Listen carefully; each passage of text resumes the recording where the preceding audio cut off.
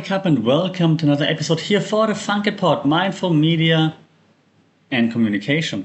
And today you can see it from, again, the title as always.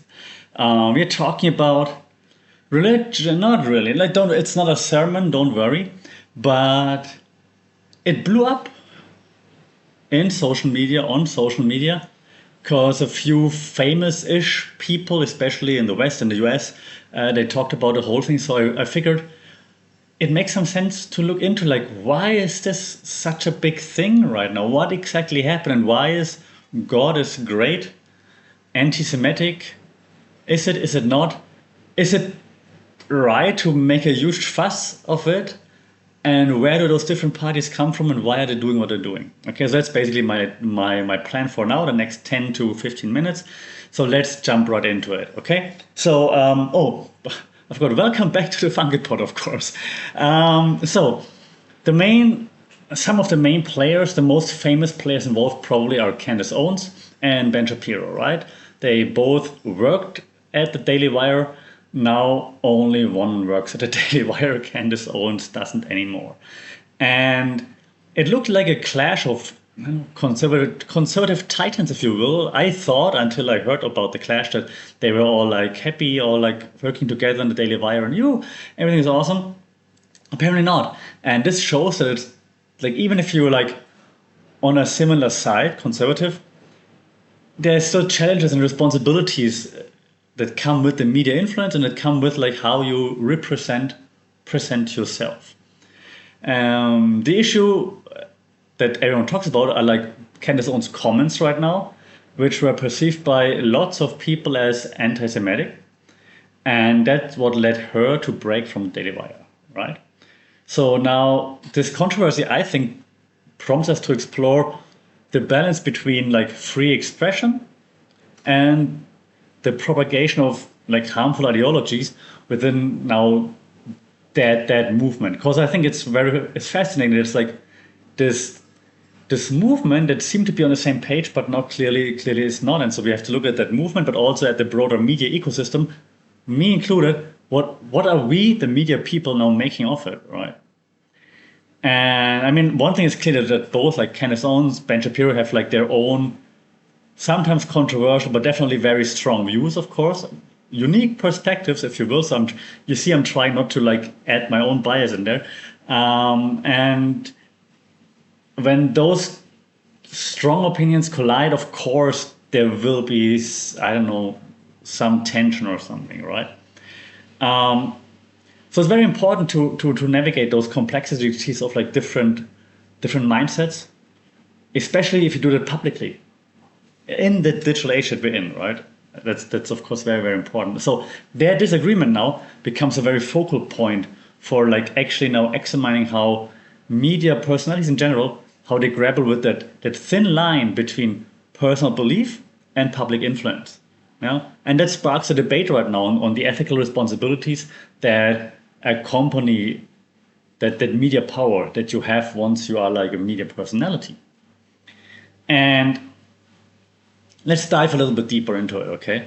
So to understand the impact of Candace Owens' remarks, like God is great, we got to delve a little bit into like the history of anti-Semitism. And stick with me. Don't let your own bias already form your opinion. I'm not trying to convince you of either side. I'm just trying to explain a little bit like why certain people say what they say. I'm not saying it's good or bad. We'll judge them later together. So an ancient prejudice that has adapted to digital ages, anti-Semitism, right? So the controversy between like Owens and Shapiro showcases like how language shapes social realities, right? And how it reinforces power like imbalances, like which should urge us to critically examine the narratives that we consume and amplify on a daily basis. Just so before I continue with the media theories, right? Let's just break it down. Saying God is great should not be controversial. I am not Christian anymore. I left the Catholic Church 15 years ago or so. As soon as I was able to leave, I left the Catholic Church. But I don't have a problem if someone that's Christian says God is great. Good, power to you. Now, the point that people are making is that she says it to someone who is Jewish, and that makes it anti-Semitic.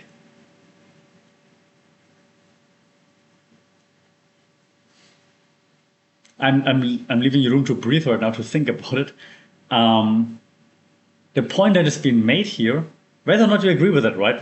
Let's not judge right away, but the point that's being made here is that it always comes down to how you say something. Then there are media people out there that say like, well, a shovel per se is not a murder instrument, but you can still kill someone with a shovel. It's like God is great, it's not nothing bad per se, but the way you say it and to who you say it to, that changes then how it's perceived. Yeah, not wrong. Doesn't mean it applies to everything though, and doesn't mean that. How do I say? It's really hard to not like let my own opinion influence. It's my own podcast. Let me add my opinion. Both sides are children. That's my own opinion. I will go back to the media theory part in a second, to the more academic part, I promise. But both sides are children. They both know what they're doing. They're media personalities. They work in the media. They've been working with the media in the media for ages. They know exactly what they're doing. Candace Owens knows what she's doing, and then when she doubled down on the God is great, she knew exactly what's going to happen, and she wanted that. Ben-Shapiro and all the people on his side, they also know exactly what they're doing. They just got their tiny little feelings hurt, both of them, because the other party didn't say, yes, you're right. They're like, oh, I'm going to show you. I'm going to double down, and I'm going to double down calling you out on being an anti-Semitic. And I'm going to double down telling everybody you don't let me have my personal faith and things like this, right? So those are two adult children, and now it's not only two because like they have, of course, their supporters on each side. So it's like lots of grown-up children fighting over what shouldn't be anything to be fought over, from my point of view. Correct me if I'm wrong. Maybe you say no, Candace Owens is an anti-Semite, allegedly, or Ben-Shapiro is whatever.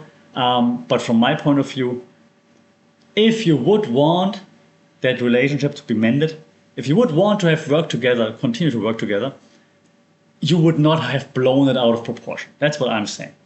But back to media theories and to more academic parts and less own opinion, okay?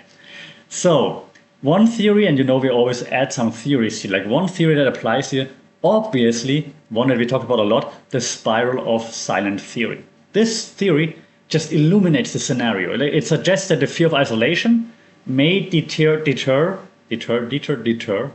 German, you know, individuals from expressing minority views, especially in online platforms, right, where echo chambers and like polarized communities dominate. Yeah, you see like the dominant sentiment. You're like, I don't agree, but I'm not gonna say it now because people are gonna hate on me. Okay, that's the spiral of silent theory.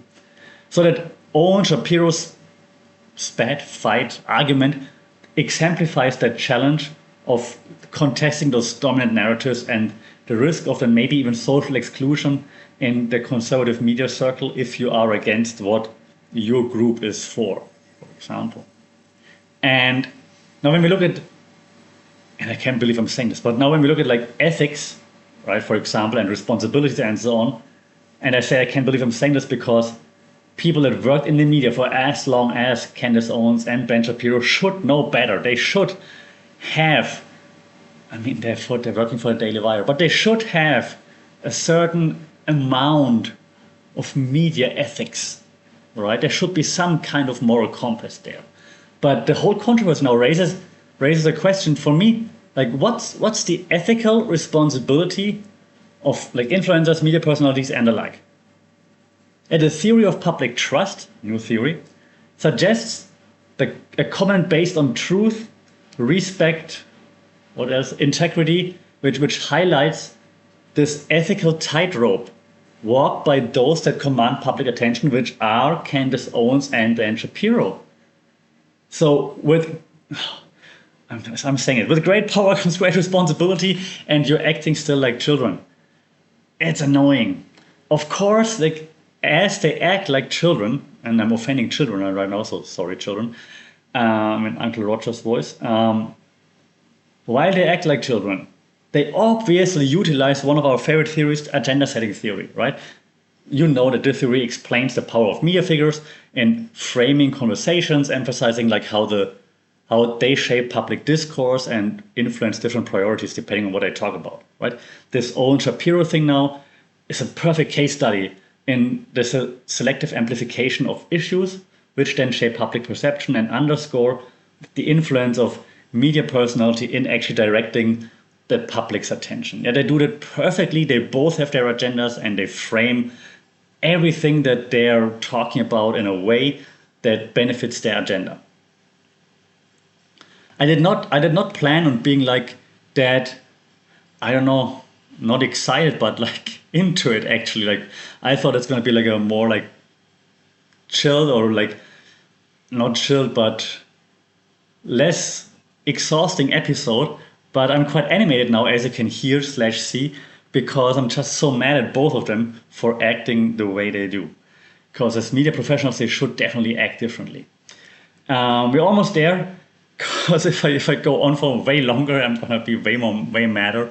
But one thing I want to mention, actually two more things that I want to mention. Like when we look at digital platforms, right, we can also add a few more theories that we're already familiar with. And I don't want to miss the opportunity to, re-emphasize the importance of those theories. So when we look at the role of digital platforms, and in this controversy, of course, X, for example, the main platform probably, we see that the power of those media platforms, X, is being underscored, and because it shows just how it amplifies their voices. Okay. Now the cultivation theory, we know this one, suggests that long-term exposure to media content influences perceptions of reality, and highlighting basically the effect that sustained narratives impact public attitudes. Okay. Meanwhile, second theory we're familiar with, the use and gratification theory, explores why individuals, right, us, consumers, seek out media to satisfy their specific needs, such as affirmation, community, and so on. So this perspective now sheds light on audience engagement with the Owens-Shapiro controversy, and also helps to reflect on how digital platforms X cater to these needs, further amplifying those diverse, different narratives. Diverse is the wrong word. Diverse, divisive narratives. That's what I try to say. Again, German. Sorry. So those divisive narratives, like one side or the other, right? Okay. Now, if we want to move forward, and it's probably what we want to do at some point, right? Hopefully. So moving forward, let's kind of like check in on that controversy as like a starting point, maybe for like a deeper conversation about media, ethics, and society.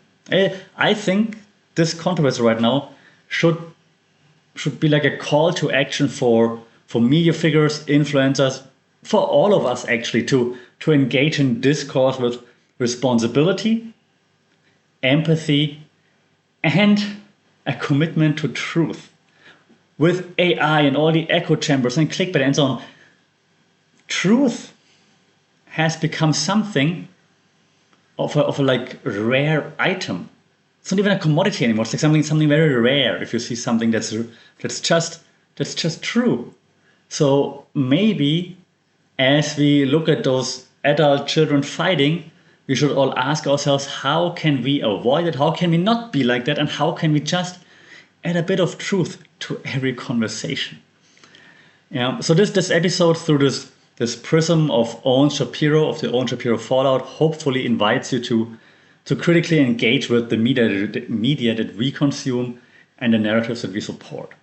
I hope I can urge you a little bit to move towards like a more informed, respectful, and hopefully also understanding public dialogue, because mindful media and mindful communication. Well, I'm gonna stop here because I want to stop being mad now. Next time, hopefully something that makes me less mad in the next episode. I do want to know what you think about it though. Like, do you think this God is great statement is anti-Semitic, is offensive towards Ben Shapiro, towards Jewish people? Is it not? Do they make like too much out of it? Can the doubling down of Candace Owens, does that then lead to it being offensive? Let me know your thoughts. I'm really curious to hear how you understand this whole issue and what you would do to make the world a better place. Until then, stay safe, take care. Don't forget to like, share, subscribe, and leave a comment if you can. That always helps, that thing that shows us to other people, you know. Yeah, take care, stay safe. We'll talk soon. Sawadee Krap.